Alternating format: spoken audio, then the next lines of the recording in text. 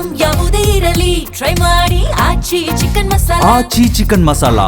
ಬೆಂಗಳೂರಲ್ಲಿ ಪತಿ ಪತ್ನಿ ಕಲಹ, ಪೊಲೀಸ್ ಠಾಣೆಯಲ್ಲಿ ಹೈ ಡ್ರಾಮಾ ನಡೆದು ಹೋಗಿದೆ ಅನ್ನೋದರ ಡೀಟೇಲ್ ಸಿಗ್ತಾ ಇದೆ. ಪತ್ನಿ ಕುಟುಂಬದವರಿಂದ ಪತಿ ಮೇಲೆ ಹಲ್ಲೆ ಆಗಿರುವ ಗಂಭೀರ ಆರೋಪ ಕೇಳೋದಕ್ಕೆ ಸಿಗ್ತಾ ಇದೆ. ಬೆಂಗಳೂರಿನಲ್ಲಿ ಆಗಿರುವ ಘಟನೆ. ಬೆಂಗಳೂರಿನಲ್ಲಿ ಪತಿ ಪತ್ನಿ ಕಲಹ, ಪೊಲೀಸ್ ಠಾಣೆಯಲ್ಲಿ ಹೈ ಡ್ರಾಮಾ ನಡೆದಿದೆ. ಪತ್ನಿ ಕುಟುಂಬದವರಿಂದ ಪತಿ ಮೇಲೆ ಹಲ್ಲೆ ಮಾಡಿರುವ ಆರೋಪ ಕೇಳೋದಕ್ಕೆ ಸಿಕ್ಕಿದ್ದು. ಪೊಲೀಸ್ ಠಾಣೆಗೆ ಕರೆಸಿದಾಗ ಪೊಲೀಸರವರಿಂದಲೂ ಕೂಡ ಹಲ್ಲೆ ಆಗಿದೆ ಅನ್ನುವಂಥ ಆರೋಪ ಇದೆಯಂತೆ. ಪ್ರಶ್ನೆ ಮಾಡಿದ್ದಕ್ಕೆ ವರದಕ್ಷಿಣೆ ಕಿರುಕುಳ ಅಂತ ಸುಳ್ಳು ದೂರು ನೀಡಿದ್ದಾರೆ ಅನ್ನುವಂಥ ಆರೋಪ ಇದೆ. 2.5 ವರ್ಷದ ಹಿಂದೆ ಬರ್ಕತ್ ಪಾಷಾ ಮತ್ತು ಮಿಸ್ಪಾ ಮದುವೆ ಆಗಿರ್ತಾರೆ. ಸೀಮಂತಕ್ಕೆ ಹೋದ ಪತ್ನಿ ಕರೆಯೋದಕ್ಕೆ ಹೋದಾಗ ಗಂಡನ ಮೇಲೆ ಹಲ್ಲೆ ಆಗಿರುತ್ತೆ. ಆಗ ಗಲಾಟೆ ಆಗಿರುತ್ತೆ. ಪತ್ನಿ ಮನೆಯಲ್ಲಿ ಗಲಾಟೆ ಬಳಿಕ ಮನೆಗೆ ಬಂದಿದ್ರಂತೆ ಪತ್ನಿ ಕಡೆಯವರು ಕೊಲೆ ಪ್ಲಾನ್ ಮಾಡಿದ್ದಾರೆ ಅಂತ ಭಯಗೊಂಡಿದ್ರಂತೆ ಪತಿ ಬರ್ಕತ್. ಈ ಹಿನ್ನೆಲೆ ದುಬೈಗೆ ಎಸ್ಕೇಪ್ ಆಗಿದ್ದೆ ಅಂತ ಹೇಳಿಕೆ ಕೊಡ್ತಿದ್ದಾರೆ ಬರ್ಕತ್. ದುಬೈ ಹೋದಾಗ ಮಿಸ್ಸಿಂಗ್ ಪ್ರಕರಣವನ್ನ ಪೋಷಕರು ದಾಖಲಿಸ್ತಾರೆ, ನನ್ನ ಮಗ ಕಾಣಿಸ್ತಾ ಇಲ್ಲ ಅಂತ. 3 ತಿಂಗಳ ಬಳಿಕ ವಾಪಸ್ ಬಂದಾಗ ಪೊಲೀಸರು ಠಾಣೆಗೆ ಕರೆಸ್ಕೊಳ್ತಾರಂತೆ. ದೂರು ದಾಖಲಾಗಿತ್ತಲ್ಲ ಅದಕ್ಕೆ. ಠಾಣೆಗೆ ಬಂದಾಗ ಪತ್ನಿ ಮೇಲೆ ಆರೋಪ ಮಾಡ್ತಾರಂತೆ ಬರ್ಕತ್ ಪಾಷಾ. ಪತ್ನಿಯ ಭಯಕ್ಕೆ ದುಬೈಗೆ ಹೋಗಿದ್ದೆ ಅಂತ ಆತ ಹೇಳಿಕೆ ಕೊಡ್ತಾರೆ ಪೊಲೀಸರ ಮುಂದೆ.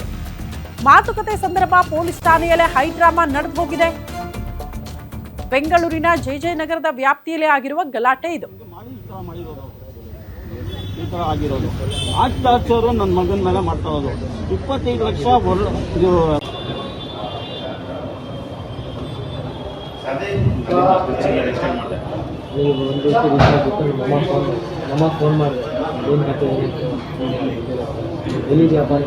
ಅಮ್ಮಂಗೆ ಇಲ್ಲ, ನಮ್ಮ ಹೆಂಡತಿ ತಮ್ಮಂಗೆ फोन ಮಾಡಿದೆ. ಎಲ್ಲಿದ್ಯಪ್ಪ ನೀನು? ಏನಾಯ್ತು? ಎಲ್ಲಿದ್ಯಾ? यारती इधर भी पकड़ो मेरा हाथ पे, हाथ में फुल चल जाएगा. चलो ती पकड़.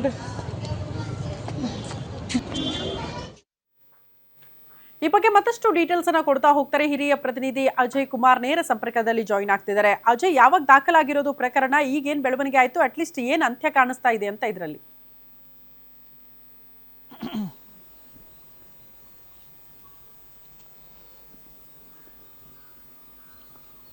ಖಂಡಿತವಾಗ್ಲೂ ಶ್ರುತಿ, ಏನೊಂದು ಕುಟುಂಬದ ಕಲಹ ಏನಿದೆ ಅದು ಈಗ ಪೊಲೀಸ್ ಠಾಣೆ ಮೆಟ್ಟಿಲ್ ಅದರಲ್ಲೂ ಕೂಡ ಏನು ಹೊಡೆದಾಟದ ಮಟ್ಟಿಗೂ ಕೂಡ ಈ ಒಂದು 2 ಕುಟುಂಬಗಳು ಕೂಡ ಹೋಗಿರುವಂತದ್ದು. ಕೆಲವು ವರ್ಷಗಳ ಹಿಂದೆ ಕೂಡ, ಒಂದು 2-3 ವರ್ಷಗಳ ಹಿಂದೆ ಕೂಡ ಈ ಬರ್ಕತ್ ಮತ್ತೆ ಮಿಸ್ಬಾ ಅಂತ ಹೇಳಿ ಇಬ್ರು ಕೂಡ ಮದುವೆ ಆಗಿರುತ್ತೆ. ಆದ್ರೆ ಏನು ಮದುವೆ ಆದ ನಂತರದಲ್ಲಿ ಇಬ್ಬರ ಮಧ್ಯೆ ಕೂಡ ಅಂತ ಏನು ಸಾಂಸಾರಿಕ ಜೀವನ ಅಷ್ಟಾಗಿ ಸೇರಿರಲಿಲ್ಲ. ಹೀಗಾಗಿ ಕೆಲವೊಂದು ಬಾರಿ ರಾಜಿ ಪಂಚಾಯಿತಿ ಮಾಡಿ ಕೂಡ ಹಿರಿಯರು ಕೂಡ ಏನು ಕೂರಿಸಿದ್ರು. ಹಾಗಿದ್ರೂ ಕೂಡ ಅವರ ಕುಟುಂಬದಲ್ಲಿ ಮಾತ್ರ ಯಾವುದು ಕೂಡ ಸರಿ ಹೋಗಿರ್ಲಿಲ್ಲ. ಈಗ ಏನೋ ಈತ ಕೂಡ ಏನೋ ಆಕೆ ಮೇಲೆ ಆರೋಪ ಮಾಡ್ತಿದ್ರೆ, ಆಕೆ ಕೂಡ ಈತನ ಮೇಲೆ ಕೂಡ ಆರೋಪ ಮಾಡ್ತಾ ಇರುವಂತದ್ದು. ಈಗ ವರದಕ್ಷಿಣೆ ಕಿರುಕುಳದ ಆರೋಪ ಕೂಡ ಈಗಾಗಲೇ ಏನು ಬರ್ಕತ್ ಮೇಲೂ ಕೂಡ ಈಗ ಕುಟುಂಬಸ್ಥರು ಕೂಡ ಹೇರಿರುವಂತದ್ದು. ಅಂದ್ರೆ ಇಲ್ಲಿ ಕೇವಲ ಏನು ಅವರು ಶ್ರೀಮಂತಕ್ಕೆ ಕರ್ಕೊಂಬರಕ್ ಹೋದಂತ ಸಂದರ್ಭದಲ್ಲಿ ಗಲಾಟೆ ಶುರುವಾಗಿದೆ.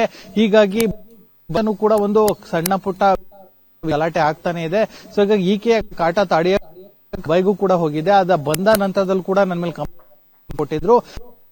ಪೊಲೀಸ್ ಠಾಣೆಗೆ ನಾನು ಹೋದಂತ ಸಂದರ್ಭದಲ್ಲಿ ನಂಗೆ ನ್ಯಾಯ ಕೊಡಿಸಿ ಅಂತ ಹೇಳಿದ್ರೆ ಅಲ್ಲಿರುವಂತಹ ಪೊಲೀಸರ ಒಂದು ಆರೋಪ ಈತ ಬರ್ಕತ್ ಕೂಡ ಮಾಡ್ತಾ ಇರುವಂತದ್ದು. ಪೊಲೀಸರು ಪರಸ್ಪರ ಹೇಳಿಕೆಗಳನ್ನು ಕೂಡ ಈಗಾಗಲೇ ಪಡ್ಕೊಂಡಿದ್ದಾರೆ. ಅವರು ಕೂಡ ಈಗಾಗಲೇ ಡೌರಿ ವಿಚಾರವಾಗಿ ಸಾಕಷ್ಟು ನಮಗೆ ಏನು ಒಡೆದು ಬಡ್ದು ಮಾಡಿದ್ದಾರೆ, ಮತ್ತೆ ನಮಗೆ ಅವಾಚ್ಯ ಶಬ್ದಗಳಿಂದ ನಿಲ್ಲಿಸಿದರೆ ಒಂದು ಆರೋಪ.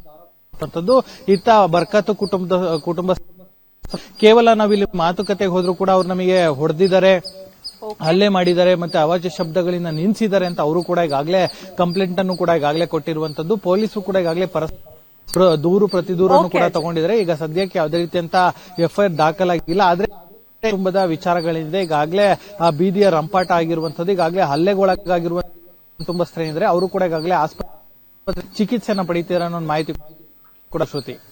ಓಕೆ ಅಜಯ್, ಧನ್ಯವಾದಗಳು ತಮ್ಮೆಲ್ಲ ಮಾಹಿತಿಗೆ.